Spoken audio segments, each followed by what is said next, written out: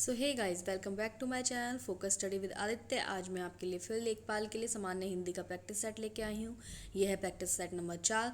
इसमें भी आपको 25 प्रश्न मिलेंगे, जिसमें से आपको कितने सही होते हैं ये आप कमेंट करके बताइएगा। तो देखिए, चलते हैं प्रश्न की ओर। हमारा पहला प्रश्न है, भला मानस शब्द में कौन सा समास है। भला मानस शब्द में कौन सा समास है। ऑप्शन ए है कर्मधारय समास, तत्पुरुष समास, अव्ययभाव समास, बहुब्रीहि समास। तो आपको बताना है कि इसमें कौन सा समास है।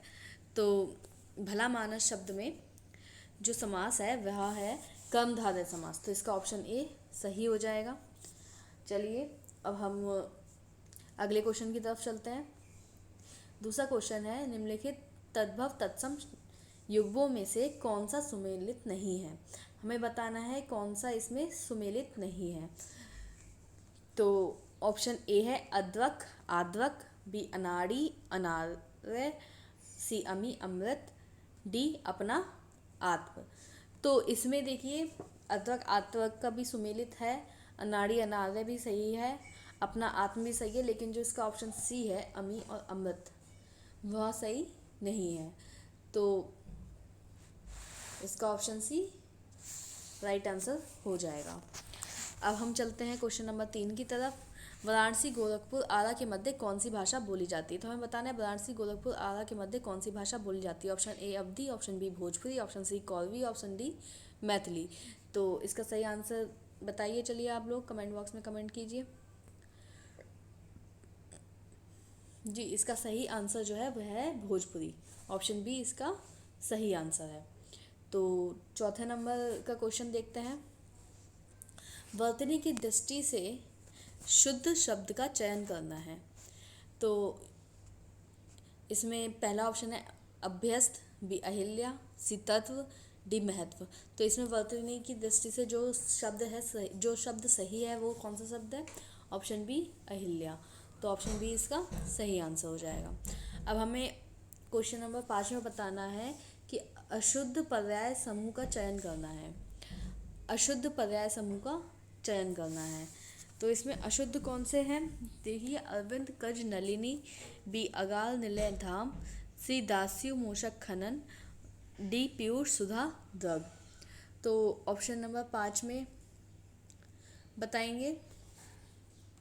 देखिए, इसमें जो अशुद्ध है वो है पीयूष सुधा द्रग। ऑप्शन नंबर डी इसका सही आंसर है, ये वाला। तो अब हम क्वेश्चन नंबर 6 की तरफ बढ़ते हैं। निम्नलिखित वाक्यांशों के लिए एक शब्द में से कौन सा सुमेलित नहीं है। इसमें से हमें बताना है कौन सा सुमेलित नहीं है। अब ऑप्शन ए है जो वर्णन के बाहर हो वर्णातीत, बी जो देखा ना जा सके अदृश्य, सी जो आमिष नहीं खाता समिष, जो पहरा देता है प्रहरी। तो देखिए, इसमें जो सही आंसर है वह है हमारा सी, जो आमिष नहीं खाता समिष। ये सुमेलित नहीं है, ये गलत है, इसलिए ये हमारे इस क्वेश्चन का सही आंसर हो जाएगा। अब हम क्वेश्चन नंबर 7 की तरफ बढ़ते हैं। निम्नलिखित शब्दों में से स्त्रीलिंग शब्द छांटना है। शब्द छांटना है जो कि स्त्रीलिंग है। गणेश, गणना, गढ़, गणपति। तो इसमें से सही आंसर बताइए क्या होगा। देखिए, गणेश, गढ़ और गणपति ये सभी पुल्लिंग शब्द हैं, लेकिन जो सी है वो हमारा स्त्रीलिंग शब्द है गणना। तो इसका ऑप्शन सी सही है।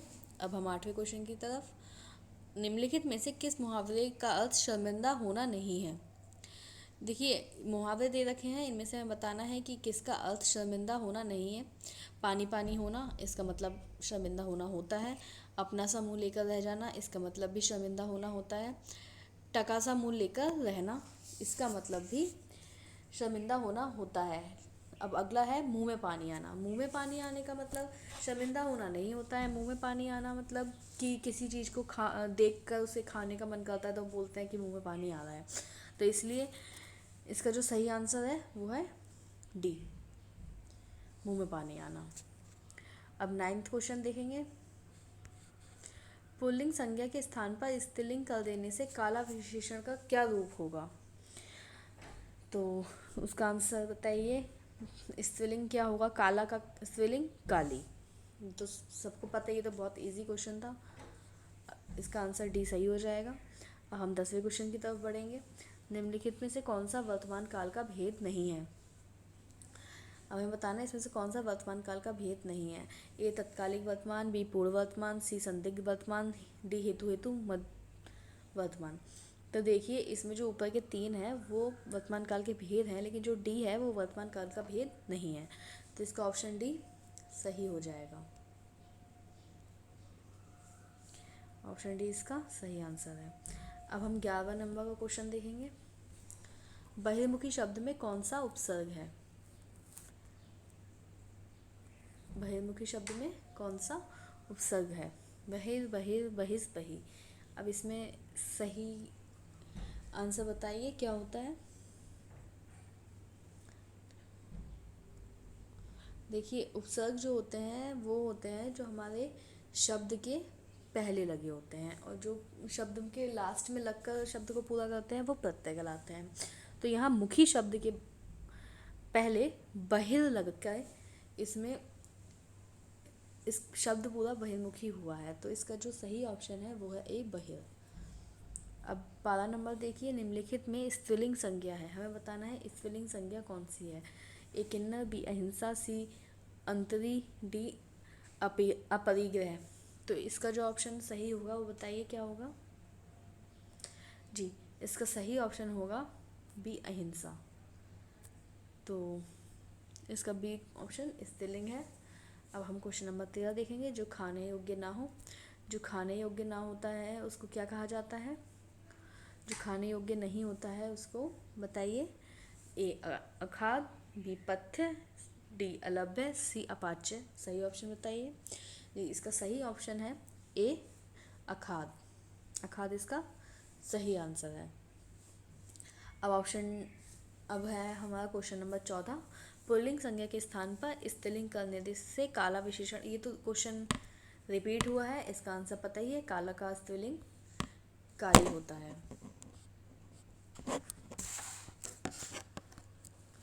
अब 15 नंबर क्वेश्चन की तरफ बढ़ेंगे। हिंदी में मैं का बहुवचन शब्द क्या होता है? मैं का बहुवचन शब्द बताना है यहाँ पे। ए हम, सी हम सब, बी हम दोनों, डी हम लोग। तो इसमें मैं का बहुवचन बताइए क्या होता है। मैं का बहुवचन होता है ऑप्शन ए हम। अगला है अलंकार बताना है इसमें। 16वां क्वेश्चन। चरण कमल बंदो हरिराई। इसमें हमें बताना है कि अलंकार कौन सा है। तो देखिए ऑप्शन है ए उपमा, बी रूपक, सी श्लेष, डी उत्प्रेक्षा। तो बताइए। देखिए इसमें जो ऑप्शन बी है वो इसका करेक्ट आंसर है। ऑप्शन बी उपमा, सॉरी ऑप्शन बी रूपक। रूपक इसका करेक्ट आंसर है। रूपक अलंकार क्या होता है एक बार देख लीजिए। इसमें जो है उपमेय पर उपमान का आरोप कर के उनकी एक रूपता का प्रतिपादन किया जाता है, मतलब उसके ऊपर आरोप लगा दिया जाता है कि वो वही है वहाँ, तो उसे रूपक अलंकार कहते हैं। या ऐसे कह सकते हैं कि यहाँ पर जो उपमेय है वो उपमान का ही रूप धारण कर लेता है, तो इसलिए यहाँ पर रूपक अलंकार है। अब हम देखेंगे अगला क्वेश्चन 17। निम्नलिखित में से कौन सा शब्द व्याल शब्द का अर्थ नहीं है? व्याल का अर्थ नहीं है हमें ये बताना है। तो ऑप्शन ए सांप, बी शेर, सी राजा, डी दुर्गा। अब देखिए व्याल शब्द का जो अर्थ है हम पर्यायवाची में देखेंगे तो व्याल शब्द का अर्थ सांप होता है, शेर भी होता है और राजा भी होता है, लेकिन दुर्गा व्याल शब्द का अर्थ नहीं होता है। तो इसका ऑप्शन डी सही हो जाएगा। अब हम 18वां क्वेश्चन देखते हैं। यथोचित का सही संधि विच्छेद बताइए। यथोचित का सही संधि विच्छेद बताना है। ऑप्शन ए यथो प्लस उचित, बी यथा प्लस उ प्लस चित, सी यथा प्लस उचित, डी यथा प्लस उचित। तो हमें बताना है इसका सही आंसर क्या होगा 18 क्वेश्चन का। तो इसका जो सही आंसर है वो है ऑप्शन सी यथा प्लस उचित। अब देखिए अगले क्वेश्चन की तरफ बढ़ते हैं। 19 क्वेश्चन। निम्नलिखित में से शुद्ध वाक्य का चयन करना है। इसमें से हमें बताना है कि सही वाक्य कौन सा है और उसका चयन करना है। तो ऑप्शन ए देखिए, गंदा पानी उबालकर पिए। बी, पड़ोसी ने मुझे स्वतंत्रता दिवस की बधाई दिया। सॉरी। सी, यमुना का पानी गंदा और प्रदूषित है। डी, बच्चा लोग क्रिकेट खेलता है। तो इसमें हमें बताना है कौन सा वाक्य शुद्ध है। शुद्ध वाक्य बताना है। तो देखिए, बच्चा लोग क्रिकेट खेलता है, ये सही नहीं, खेलते हैं होना चाहिए। पड़ोसी ने मुझे स्वतंत्रता दिवस की बधाई दिया, नहीं, बधाई दी होना चाहिए। ऐसे ही गंदा पानी उबाल कर पिए भी सही नहीं है। तो इसका सही ऑप्शन कौन सा हो जाएगा? यमुना का पानी गंदा और प्रदूषित है, सही आंसर हो जाएगा। ऑप्शन सी इसका सही आंसर है। अब हम 20 नंबर क्वेश्चन की तरफ बढ़ते हैं। सूरदास के पदों में कौन सा रस नहीं पाया जाता है? सूरदास के पदों में कौन सा रस नहीं पाया जाता है? श्रृंगार रस, वात्सल्य रस, शांत रस, भयानक रस।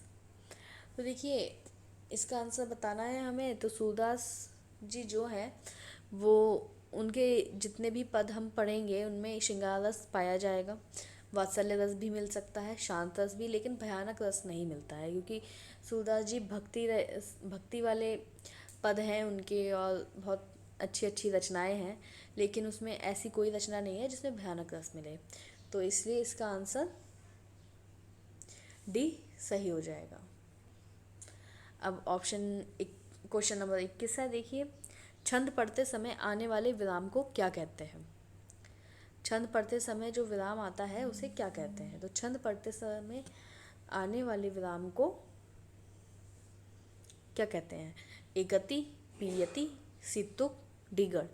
तो इसका सही ऑप्शन बताना है। देखिए, छंद पढ़ते समय जो हमारी एक लय बनती है, जो हम एक बार में उसे गाते जाते हैं, बोलते जाते हैं, उसे गति कहते हैं। और छंद के लास्ट में जो शब्द एक दूसरे से मैच करते हैं, राइम करते हैं, उसे तुक कहते हैं। और लेकिन जो पढ़ते समय बीच में विराम आता है, जो थोड़ा गैप आता है, उसको हम यति कहते हैं। तो इसका जो सही आंसर है वो बी हो जाएगा। 20 का सही आंसर है। अब 22 नंबर का क्वेश्चन देखेंगे। कर्म कारक के लिए प्रयुक्त होने वाला चिन्ह बताइए। तो कर्म कारक को प्रयुक्त होने वाला चिन्ह बताना है, जो कि ऑप्शन है ने, बी के लिए, सी से, डी को। तो अगर हम देखें तो कर्ता ने, कर्म को, तो कर्म कारक के लिए कौन सा चिन्ह यूज होगा? को। तो ऑप्शन डी सही आंसर है।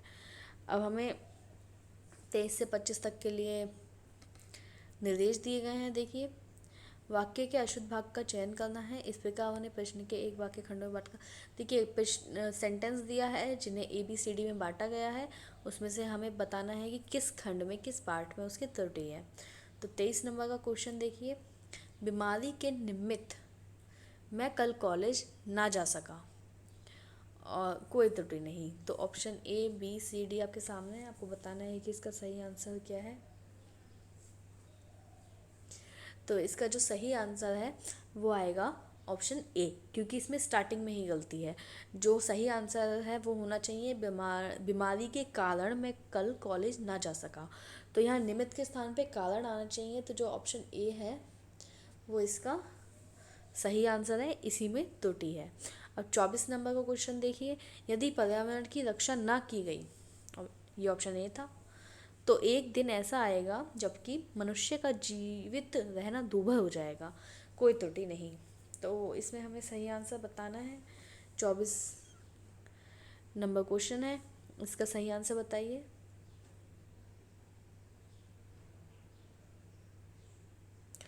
तो इसका जो सही आंसर है वो है बी, क्योंकि इसमें जो है वो आना चाहिए एक दिन ऐसा आएगा जब मनुष्य का जीवित रहना दूभर हो जाएगा, ना कि जबकि। इसमें जबकि जो है वो गलत है, इसलिए इसका ऑप्शन बी त्रुटि है और ऑप्शन बी इसका सही आंसर है। अब हम 25 नंबर क्वेश्चन देखेंगे। सॉरी, ये PDF आगे बढ़ गई। पहाड़ के ऊपर एक मंदिर है। पहाड़ के ऊपर एक मंदिर है। पहाड़ ऑप्शन ए है, के ऊपर ऑप्शन बी है, एक मंदिर है सी है, और कोई त्रुटि नहीं ऑप्शन डी है। इसमें सही आंसर बताना है। तो देखिए, पहाड़ के ऊपर एक मंदिर है, बिल्कुल सही सेंटेंस लिखा हुआ है ये, इसमें कोई त्रुटि नहीं है, तो इसलिए इसका जो सही आंसर होगा वो आएगा कोई त्रुटि नहीं है, ऑप्शन डी। क्योंकि पहाड़ के ऊपर एक मंदिर है, बिल्कुल सही सेंटेंस लिखा है ये। तो ये आपके 25 क्वेश्चन पूरे हो गए हैं। अब आपको बताना है कि आपने कितने इसमें से सही किए हैं। अगर आप 23-24 क्वेश्चन इसमें सही कर लेते हैं तो आप मानिएगा कि आपका लेखपाल का पेपर बहुत अच्छा जाने वाला है, क्योंकि आपकी बहुत अच्छी तैयारी है।